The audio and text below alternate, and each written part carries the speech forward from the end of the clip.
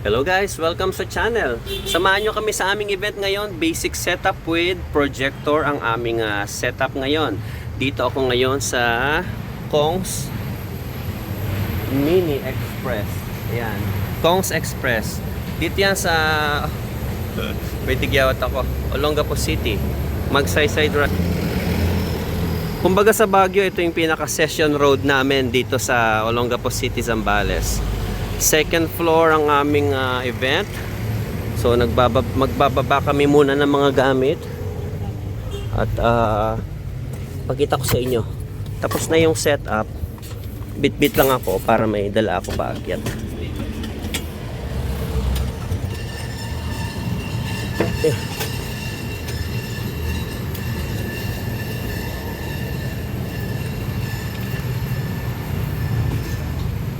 Ang kasama ko si Michael tsaka si The Boy.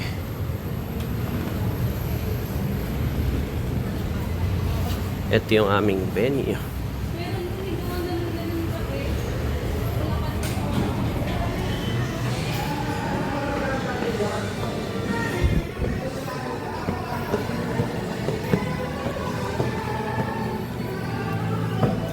Buhatan.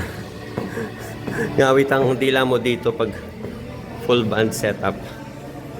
Meron silang parang photo corner doon. Ito yung kanilang entrance. Ang nag-book sa atin nito ay si JA Creation. Isa sa mga mahusay na stylist dito sa Olongapo City. Lalo na sa mga ganitong kiddie party. Tignan nyo naman ang kulay. At ang specialization nila ay mga 3D na decor. Lapitan natin. Tulad nito. So, para siyang dragon. Anong team ba nila? Anong tawag sa team na ito? Ayan o, tignan nyo talagang 3D siya. Even itong mga nasa backdrop, 3D. Hindi siya painting ha. 3D. Everything is 3D. See? Ceiling works. Ang aga nilang nag-setup ah. So, problema ko nito yung kable. Tatawid. Pwesto namin siguro.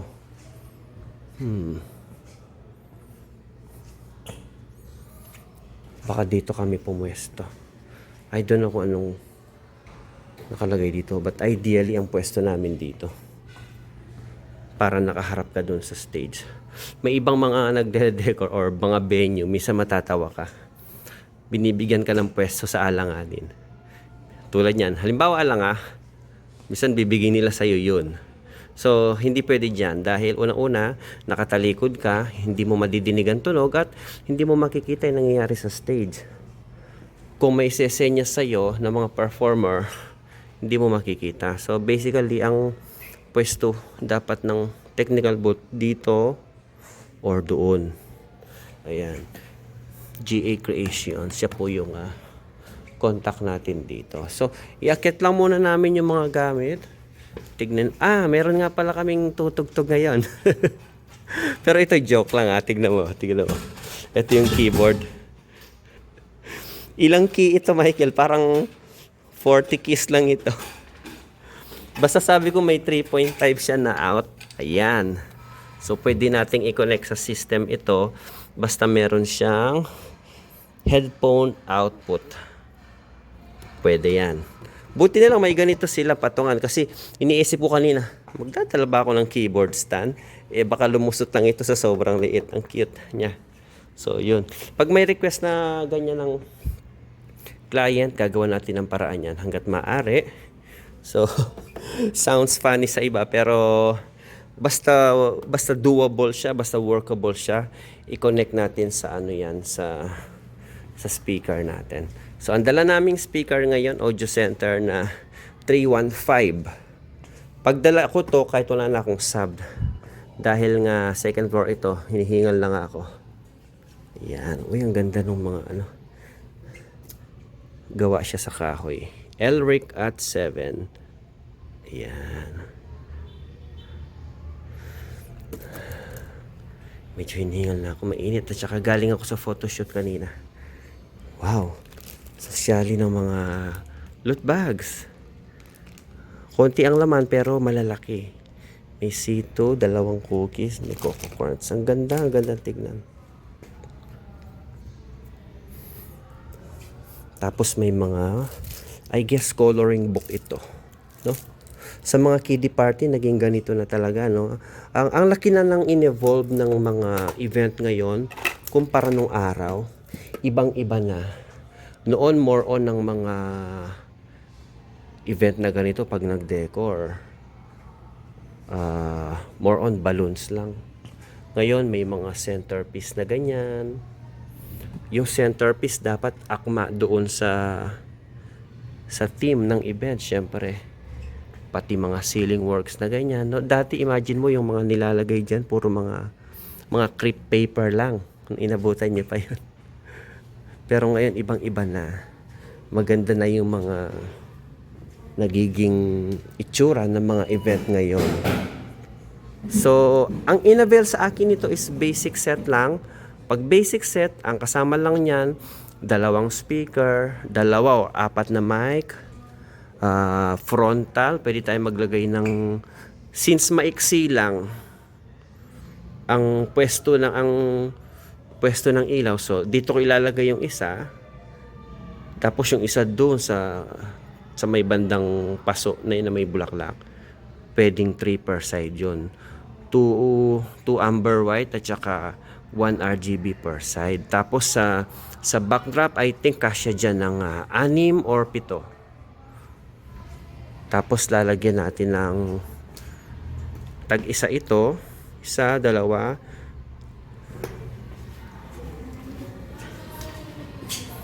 4. Pero kung maliwanag masyado ito, minsan hindi ko na nilalagyan ng ilaw dito para hindi kainin ng parled yan, kasi sayang. Pagka ganyan, maganda ang output niyan eh. So pag may sobra pa rin tayong ilaw, pati yung photo corner na ganyan, niilawan pa rin namin yan. Okay? May speaker sila dito, yung in-house. Oh. Naalala ko nung last year na nag-event kami dito. So nandun sa kabilang dulo yung stage, maraming mesa, punong-puno ito. Kinuha lang sa akin is very basic set lang.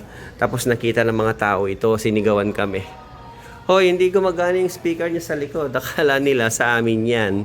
Kaya pag kami mga ganyang speaker in-house, hanggat maaari at kung pwede, pinatatabi namin yan. Or kung pwede, papatakpan muna namin sila ng tela para at least hindi nakikita ng mga tao. Mamaya kasi sabihin, ba't di gumagana to? Hindi naman sa amin yan. So, hindi namin mapapagana talaga. So, ayan si Michael at saka si The Boy.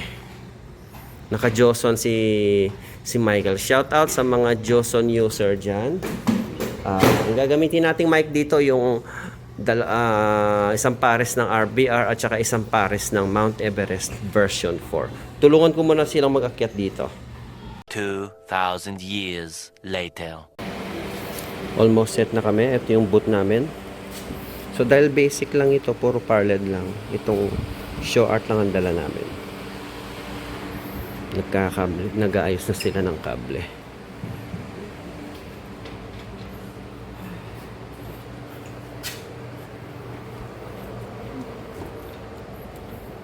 May sobra pa dun yan. Isagad mo dito.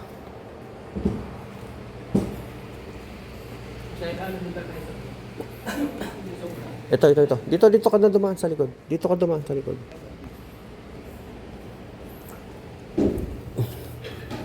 May dugtungan pala tong isa. Idikit mo dyan sa may poste ah.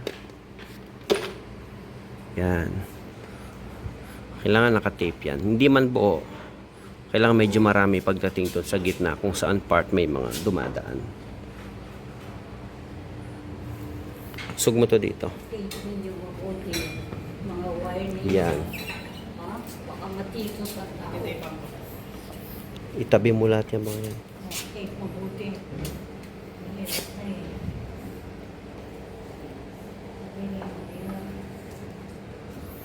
Doon sa gitna, dagdagan mo. Okay na yan dyan. Doon na lang sa gitna. Doon sa may part na daan-daanan. Si Lola, may-ari ng venue. Ano mo, pagka ganyan, pasok mo sa gitna. Yan. Para yung hilera ng mga wire mo, isang guhit lang. Pati dito sa likod, itabi mo lang konti. Yan. Tabi mo lahat dito. Hanggat kayang idikit dito sa gilid. Dikit yan. Hindi porke nasa likod hayaan na nating kalat-kalat. Tapos itong dalawang to, pagdikitin mo rin tong dalawa, tapean mo dito sa ilalim. Pagtabihin mo. Yan. Tapos silain mo pareho dun sa kabilang dulo. Sama mo to syempre. Hindi pwedeng nasa gitna. Pantay. Okay. Okay. Tape dito ha. Dito sa gitna at saka dito sa kanto. Ganyan tayo ka sa kable. Malinis dapat. Kasi pag nasagi nila yan, tayo din masisiraan ng gamit. Possible na matumba. Yan. Lahat ng pagka may mga ganyang kortina, tago sa ilalim. Yan.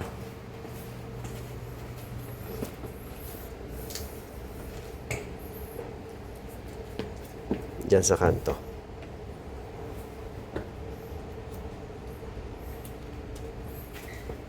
Di mo na mabulida. Kahit sa saig lang sana.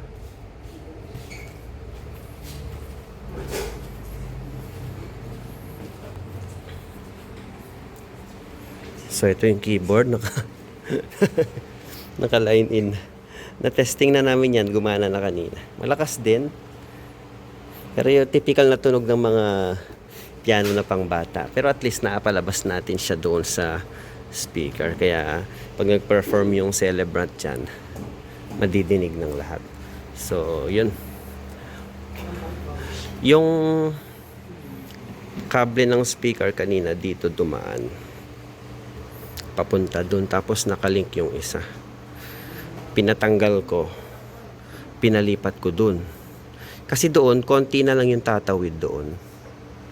Unlike dito, galing sa entrance, karamihan ng tao dadaan dyan, kawawa yung wire natin. So, ayan ang buot. Dito, wala naman ng tetapan dito kasi naka gilid na to. Hahawiin lang yung mga wire na ganyan. Kailangan talaga i-check ko. Kaya, sabi ko sa inyo, bilang may-ari, kailangan hands-on talaga kayo. Tapos tataas ko pa mamaya yan. Okay. Ayan, rundown tayo. Tapos na kaming mag-set up ng ating photo booth team. Kaway kayo sa aking vlog. So, akala ko photo corner lang siya. So, ginawa pa lang backdrop ng photo booth mismo. Pinakadikit ko na lang para hindi siya matapak-tapakan. Ganda ng kuha.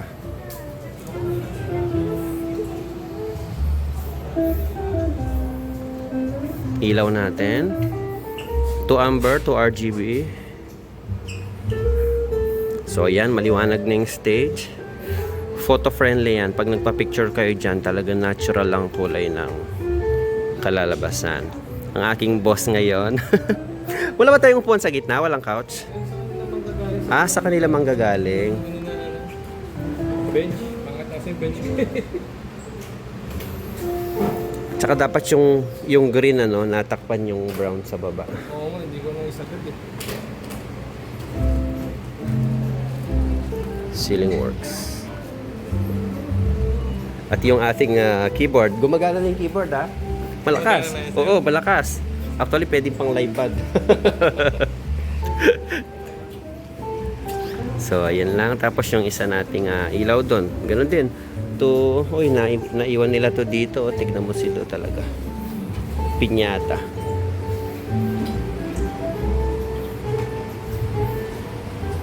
Mag-e-edit muna ako habang nag-aantay. So, Dalawa trabaho natin. Nagpo-photoshoot na yung celebrant bago magsimula yung event. So, marami silang slideshow dito sa event na to. Pero, dun sa mga part na hindi gagamitin yan, pagka ganitong may theme yung event, magandang i-download nyo, gamitin yung mga music, yung galing doon sa kung anong theme tulad niyan. Hindi ko alam kung anong may movie yan so may mga original soundtrack na ginamit sa movie na yan. Pwedeng yun ang gamitin yung pang background dito sa event na ito. Hindi maganda yung ganyan ng event, may theme tapos sa mga pinapatugtog nyo hindi akma doon sa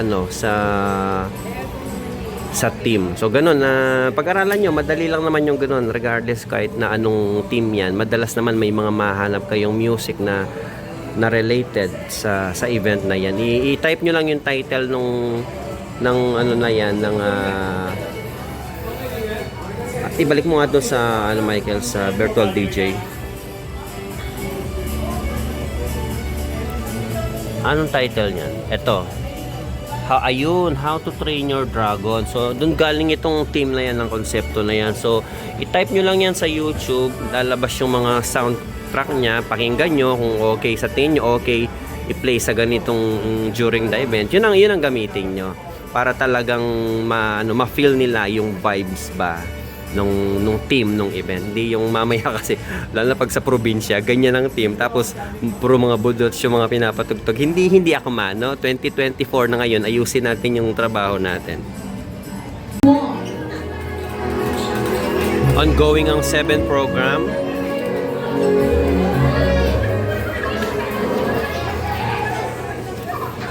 Happy birthday, Ellie. God bless you.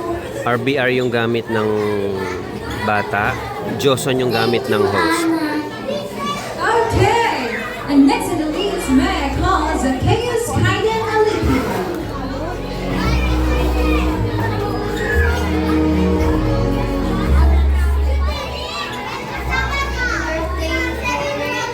RBR yung mic nung lalaki. Medyo mahina lang ang boses ng bata. No signal drop, no interruption, both for the RBR and Joson version 4. Ito yung venue. Hey, and next Meg called June Teddy Matria the fourth.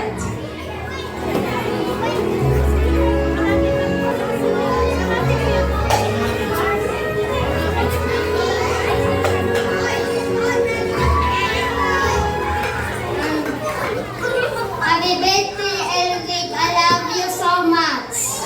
Yes. Thank you, Dulce.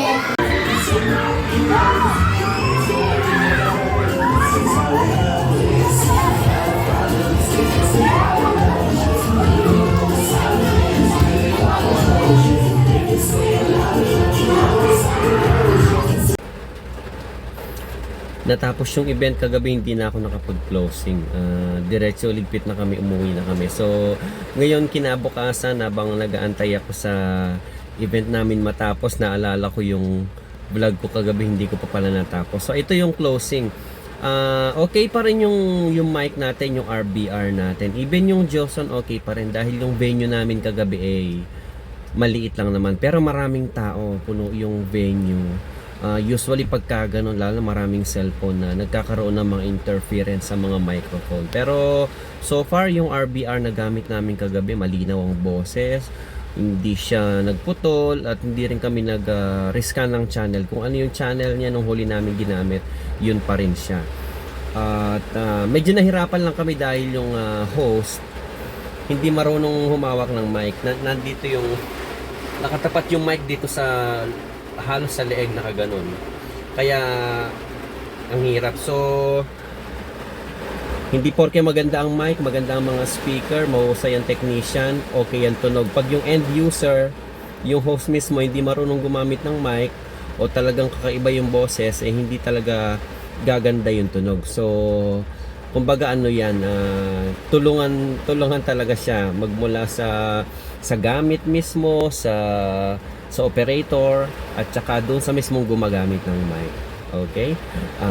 Tsaka may isi-share pala ako sa inyo kung paanong sumagot sa inquiry ng mga kliyente pagdating sa presyo.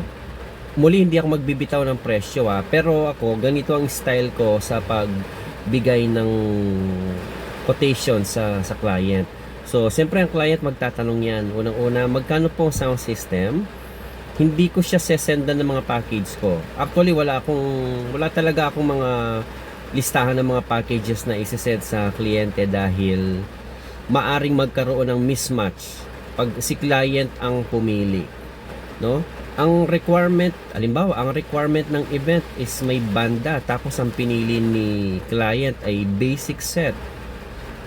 Hindi natin masisi ang client kasi wala naman silang idea sa sound system at all, no? Kaya ang ginagawa ko, pag nag-inquire ang client, tatanungin ko kagad ng sandamakmak na tanong bago ko ibigay yung presyo. Unang-una, ano po bang event? Ano po ang requirement? Saan ang venue? Ilang packs? At anong date? Okay? Unang-una, dun sa requirement, tatanong natin kung meron po bang banda sa event, may tutugtog po ba? Acoustic po ba ito or full band? Or kung wala naman, pasok sa basic setup. Pangalawa is, anong klaseng event? No? May mga event kasi na hindi talaga kaya ang basic set. Like for example, halimbawa, orchestra, ang dami nila. So, hindi yun basic set kasi ilang mic ang kailangan doon. No? Tapos, kung ang event naman, kiddie party, yan, pasok sa basic set yan. Okay? Yung sumunod na tinanong ko, saan ang venue? Yes, kiddie party, pasok sa basic set, pero yung venue ay napakalaki. So, i-assess natin ang venue kung gaano kalaki. Kasi ito pa, madalas tinatanong sa akin ng mga ka-sound system natin dyan, ano po bang magandang beginner speaker para sa venue na outdoor? Tandaan nyo, habang lumalaki ang venue, magdadagdag tayo ng gamit. Walang perfect na gamit para sabihin ko na, ay, ito ang bilin mo, pwede ito pang outdoor. Kung sobrang laki naman ang outdoor, hindi kaya ng isa or dalawang subwoofer or speaker lang, no? Kaya magdadagdag talaga tayo. Minsan 2, 4, aabot sa 10 or 16 or higit pa. Ganun siya. So i-assess natin yung venue. Kung sobrang laki ng venue tapos basic set lang, konti lang ang tao, sasabihin ng kliyente, konti lang po kasi ang tao, basic lang ang kailangan, simple lang yung event. Pero yung venue napakalaki. So pag-aaralan natin pagka ganun. Ano pa ba yung sumunod na tanong ko? Date. Bakit ko tinatanong ang date? Kasi iba yung presyohan natin pag holiday season, like sa Christmas. Lalo na yung line of 2, di ba? Between December 20 hanggang December 30. Ano yan? Holiday season yan, peak season yan. Kahit paano ay samantalahin natin. Kasi pinaghahandaan yan, lalo na mga company, Christmas party, may budget po yan. So kahit paano, hindi naman sa negative yung sinasabi ng samantalahin natin yung date, no? Given naman yan pag Christmas season, mas mataas ng konti yung price natin, okay? Tapos yung oras, syempre tatanungin natin ilang oras. Basic set nga ang hinihiling, kung yung setup pala maghapon. Halimbawa, store blessing, yes, pasok sa basic set yun. Pero kung maghapon naman, 8 to 8, 12 hours, mas mataas ang singil natin doon sa basic set. Okay? So, yun yung tip ko na ibibigay ngayong dito sa vlog na ito. Sana marami kayong natutunan. Maulan ngayon, mag-ingat tayo. Ito. Nandito kami sa... May wedding ako ngayon, so medyo giniginaw ako sa loob, kaya nandito ako sa sasakyan. Yun din ang kagandahan talaga ng meron kang sasakyan. Para mo na siyang pangalawang bahay. So, H100 itong service ko. Minsan dito ako nakahiga, nakataas yung paa doon. Pagka naman, dun sa loob ako nakahiga, medyo madilim lang. Tinanggal ko na ang 3 upuan nito. 50-50 split kasi ang upuan ng H100. So, yung sa kanan na nasa dulo na lang ang natira. So, yung mga tripod nandun sa ilalim. Tas, the same time, yun na rin ang hinihigaan ko pagka nag-aantay ako. Then the rest wala nang upuan yan para mas maload siya. So, ini-encourage ko kayo na pagbutihan nyo yung yung hanap buhay natin para naman na makapundar din kayo ng ganito, kasi yung iba sasabihin, buti ka pa sir, ang swerte mo, buti ka pa na-reach mo na yung ganyan. So lahat naman po tayo, hindi man lahat pero karamihan nagsimula po tayo talaga sa wala. Na dati hatchback lang ang gamit ko, napalitan ng pick-up, dumami ang event natin, hindi talaga kasya sa pickup, kaya nung matapos kong hulugan yung pickup ko, naglabas tayo ng ganitong H100. Very slight use ko nakuha ito, 4 years ko siyang huhulugan, kasi pagka repossess 4 years mo lang talaga huhulugan. Ang down payment nito is 200,000. Pinag-ipunan ko po talaga, nagbenta ako ng motor, kaya malaki yung na-down ko. Tapos 20 years ko siyang inuhulugan for 20,400. Sa iba bagamat na magaan, sa akin ngayon medyo hindi ko na siya ramdam dahil nagtatrabaho naman tayo palagi at ginagalingan natin. Kaya yung panghulog nito hindi ko na halos maramdaman. Kahit na may time na, lalo na itong September, medyo humina talaga. Itong huling hulog ko medyo mabigat. Pero yung mga nakaraan naman, basta may pumasok isang beses sa isang buwan na malaking event, yun na yung itinatabi ko na panghulog. At saka very convenient yan, tulad yan, yung isang set nakakarga na dito. Kaya pagka may biglang tawag, sasakay na lang ako, pupunta na sa event, wala nang ikakarga, wala nang ibababa. Okay? Salamat sa pagsama nyo sa aking event ngayon. Sana hindi lang kayo may natutunan, kundi patuloy kayong na-inspire na yung hilig natin sa musika, sa sounds, ay siyang maging hanap buhay natin. Kasi minsan na hindi rin maganda pagka yung hilig natin ay magastos. At least itong hilig natin ito ay kumikita. Ito yung bumubuhay sa ating pamilya. Di ba? So, hanggang dito na lang. Magkita-kita muli tayo sa susunod nating event. Mag-iingat kayong lahat.